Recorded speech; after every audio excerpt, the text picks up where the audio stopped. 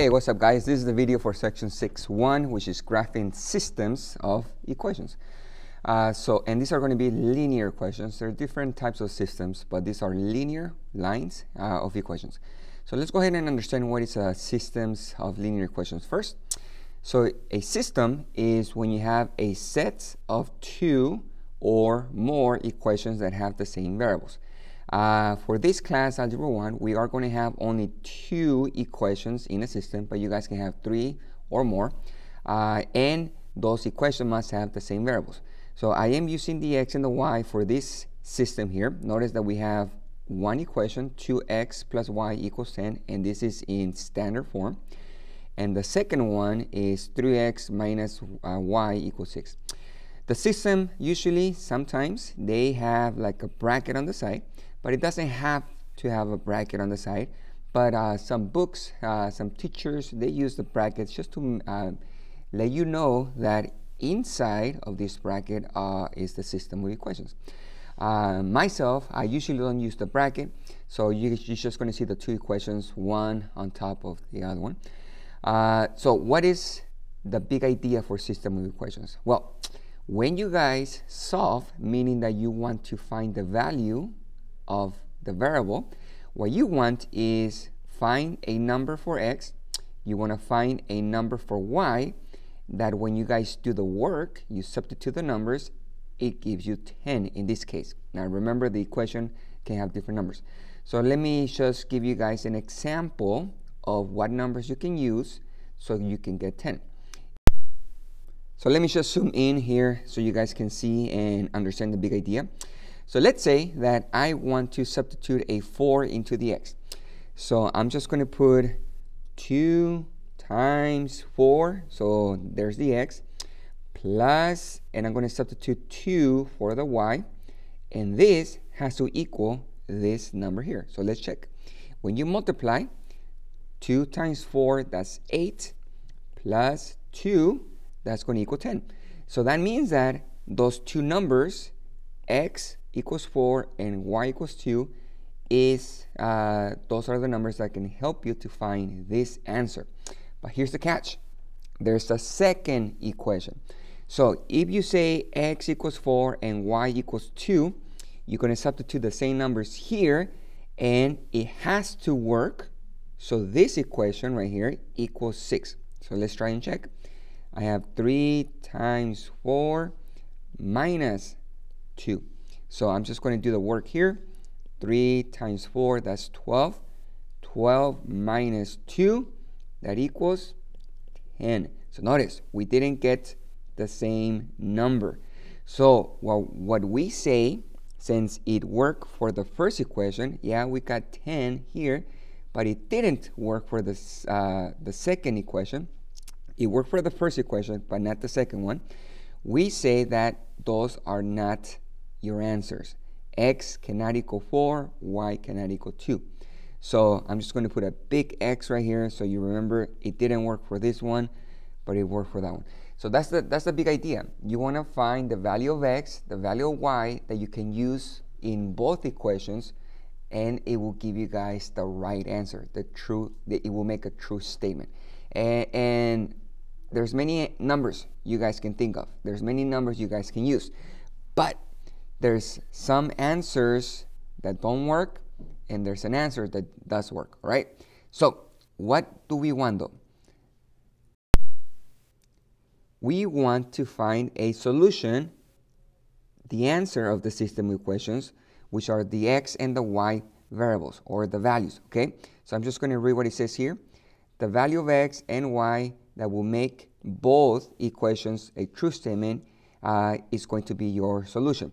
The solution is written in an order pair, which means that this is a point. When you find that value of x, that value of y, you guys will have an order pair, a point. You guys can graph it. You guys go to the x coordinate, the y coordinate, and you graph the point. And we're going to do that today. We are going to graph. But let me emphasize on something, okay? When you guys are looking for the value of x and y, you must have you must use the same number for x and y that will make both equations true. not just one. You have to have both equations be a true statement. So what do we do when you guys solve a system of equations, all right? First, I'm going to show you guys how to check if an order pair is a solution, and then I'll show you guys how to solve for x and y. So let's try the next example. So this one here is just to show you guys how to check if a point, a value of x and y, is a solution of the system of equations. Now notice that my system here doesn't have brackets. I usually don't use brackets, but like I said, guys, sometimes some teachers, some textbooks, they like to use some brackets here to show you that that's a system. But notice what we have. We have first equation, y equals 4x plus 3. Second equation, x plus y equals negative 2. This is in slope inverse form, y is by itself, and this is in standard form. We want to check if this point, -1 and -1, is the solution for the following system. So let's understand what the point is. In that point, I'm just going to write down the point again. I'm going to have -1 for my x, so I'm going to put an x on the top. And I have a -1 for the y. So I'm going to put a y on the top. You guys are going to check both equations and make sure that it is a true statement for both. If it's true, it's a solution. If it's not true for both, it's not a solution. So let me check the first equation. I'm going to rewrite, copy down the first one, y equals 4x plus 3. I'm going to substitute the values. So the y is -1 equals 4 times the x is -1 plus 3. So I'm going to have -1 on the left side equals 4 times -1, that's -4, plus 3, that's going to equal -1. Okay, so this one checks. It is true. Let me put here, this is a true statement. But we can't say it's a solution until we check the second equation. So the second equation, I'm going to write it down over here, x plus y equals -2. I'm going to substitute the numbers for x and y. So I have a -1 for the x plus a -1 for the y, and this has to equal -2. Now when you do the math, when you guys simplify, -1 plus -1, that's -2. So you guys have -2 equals -2. Hey, it also checks. So this is a true statement. Since both equations are true, true and true, we can say this point is a solution. It's your answer. It works for both equations. Now we know that the x value has to equal -1 and the y value has to equal -1. Does the solution need to have the same number for x and y? No, they can be the same, but one can be a fraction, one can be positive, one can be negative, one can be a 7, the other one can be a -13. So it just depends how the system works, but we want the x and the y that works for both equations. Now, how do you solve a system of equations? Well, there's actually 3 ways you guys can solve a system to find the value of x and the value of y. So you guys see those on the screen right here. The first method you guys can use to solve is by graphing, and that's what I'm going to show you guys today. We are going to solve by graphing. The second method is by the substitution method. So the word substitution, you already know, you substitute. So you're going to take a number and you're going to substitute. And then the third method is called the elimination method. Sometimes we say algebraically method, but usually I say elimination method. So we have 3 different methods. I'm not going to show you guys all 3 of them in this video. I'm just going to show you guys the graphing method, how to solve by graphing. But let me tell you guys, graphing works best when you guys have an actual graphing calculator, or if you have an app like Desmos, that you guys can graph the 2 equations and you can see the solution.